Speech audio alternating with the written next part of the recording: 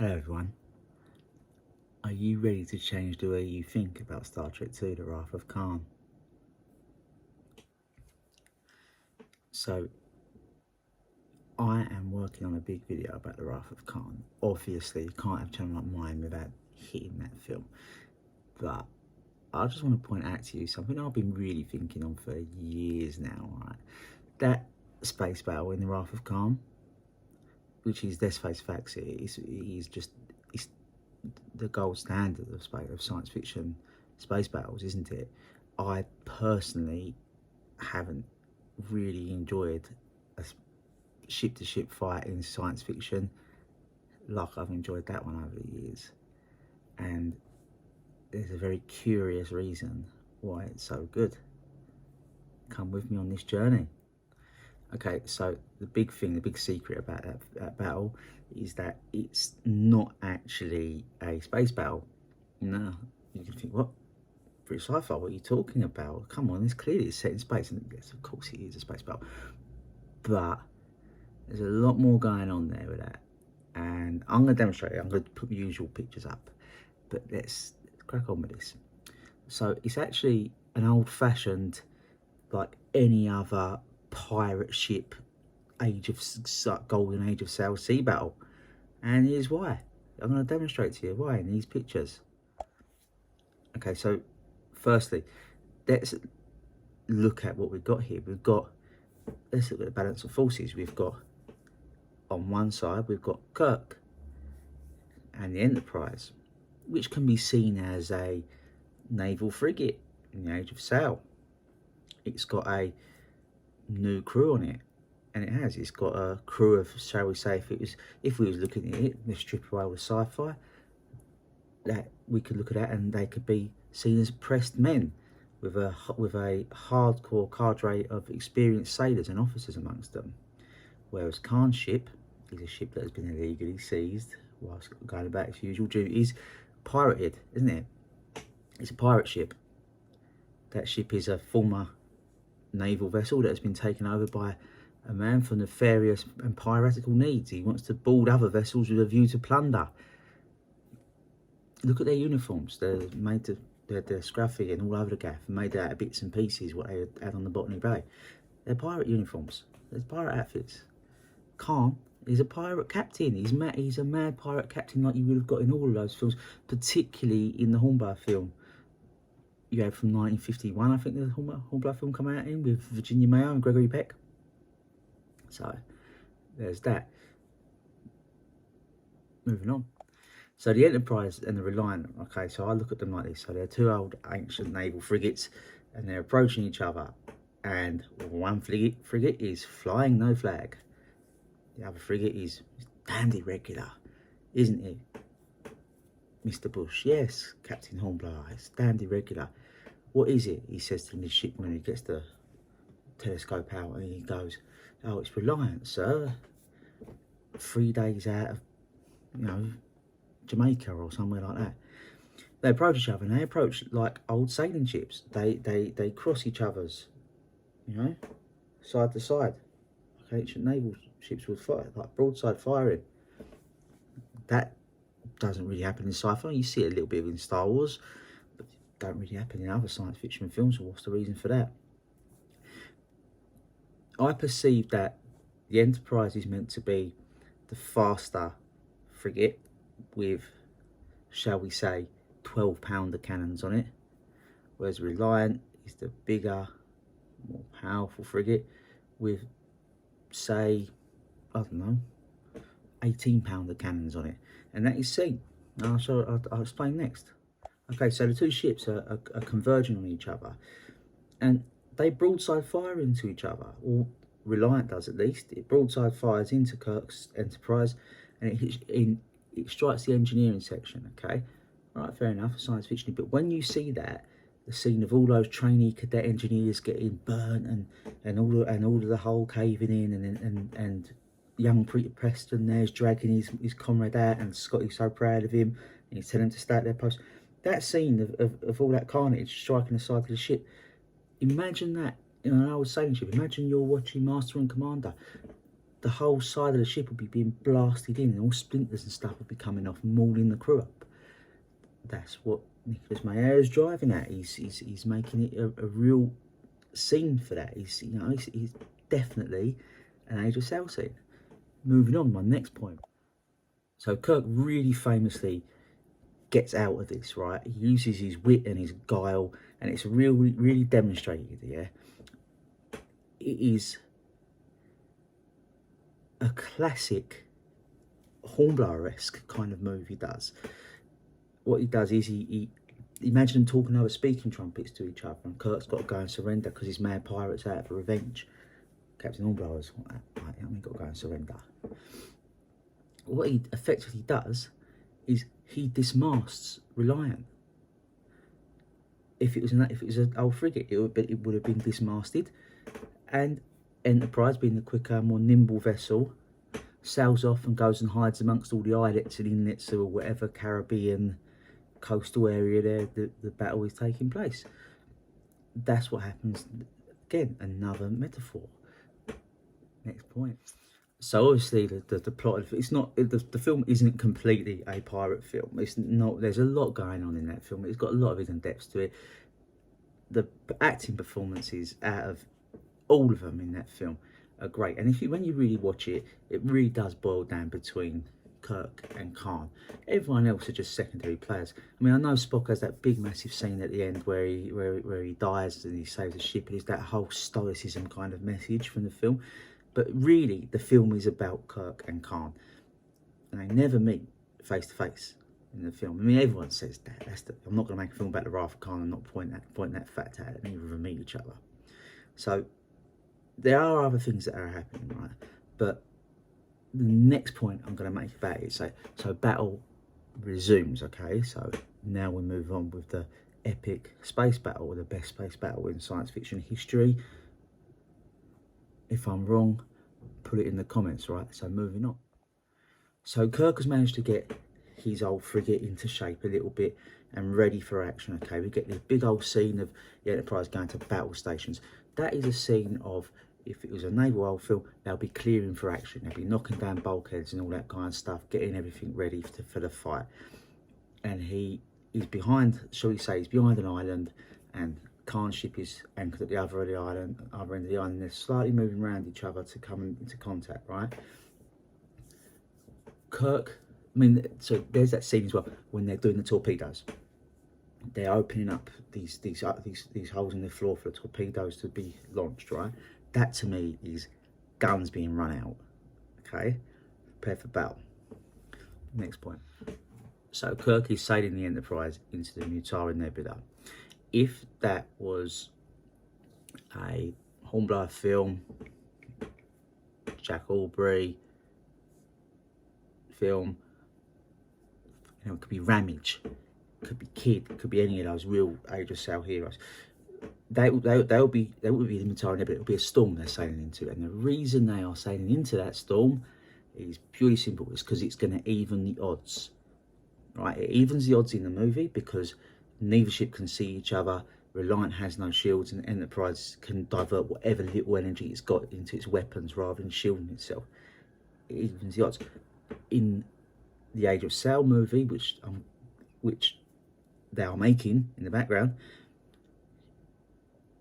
remember I said before, Reliant has got heavier guns. Yeah, they won't be able to open their lower gun ports. They'll risk flooding. So they'd have to use their lighter guns on the higher decks above the waterline. That's what Kirk is doing there. He's moving into that storm. It's going to provide cover for the Enterprise to hopefully make an escape, and it's also going to draw Khan in with it, and it's going to make Khan not be able to use his heavier weapons. Next point. Another point I'm going to make it, and it's a real subtle one. Dr. Marcus and David Marcus, they get beamed aboard the Enterprise, and they go straight to the sick bay. Okay, they can get checked out. Fair enough, they need checking out. They've been through quite a big experience. They're there, they're fine, they're all right, okay. But they stay in there when the battle starts. Not at the end, they end up on the bridge, but when the battle begins, that is where they are.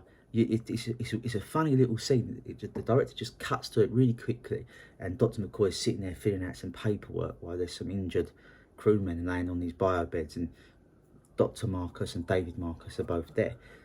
That is, again, if we're looking at it in an Age of Sail context, that is them sitting in the cockpit. They're sitting in the orlop deck, the deepest part of the ship where injured people would be taken because it's out of the line of fire.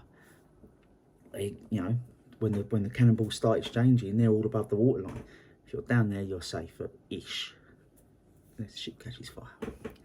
Next point. So you get another scene which looks like, again, ships crossing each other like that. It doesn't appear like that actually in the film because of the angles of the ships. The Enterprise is sort of sideways on, and the Reliant manages to get a good old shot right into its neck, which ostensibly you think, oh, that is a good shot because that's the weakest point of a starship and all that. Okay, fine. Age of Sail film, again, you're getting that image of the side of the ship being pummeled in, splinters going everywhere, people being injured, all that kind of crap you get. Okay, next point.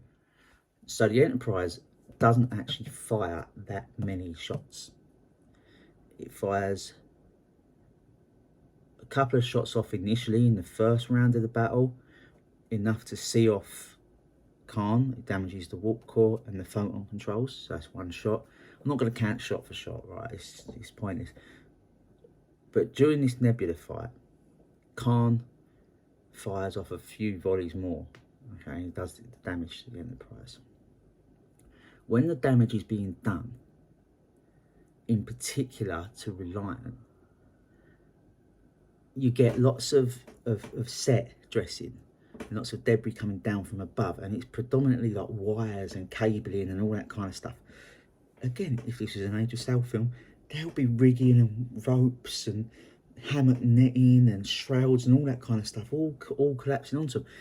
It's so evocative of that when all that wreckage falls down, and the way that the actual phaser blast strikes at the rear of the bridge and hits them from behind and all that, it goes off. It's like gunpowder explosions and everything happening.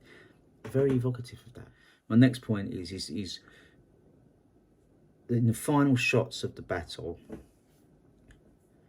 the Enterprise finishes off the Reliant in the way that is most cliched for the end of one of those Age of Sail battles, right?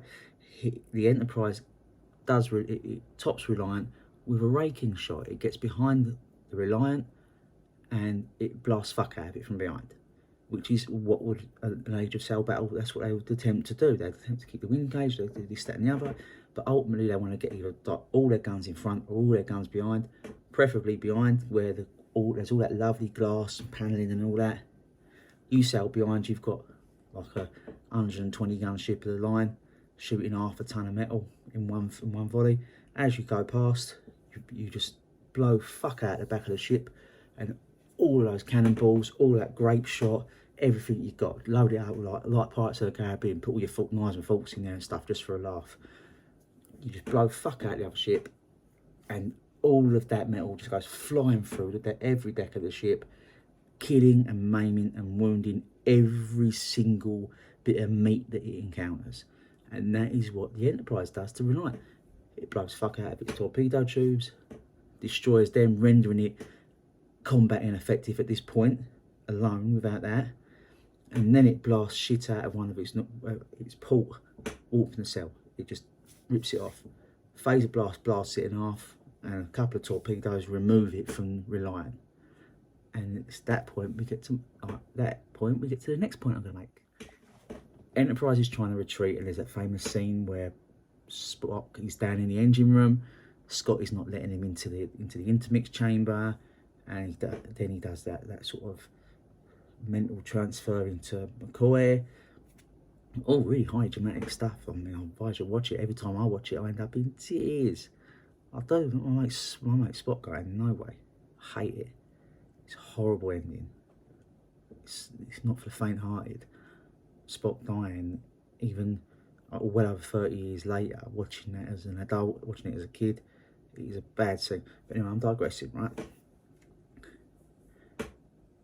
With all that going on, it's easy to lose sight of the naval battle element of this, right?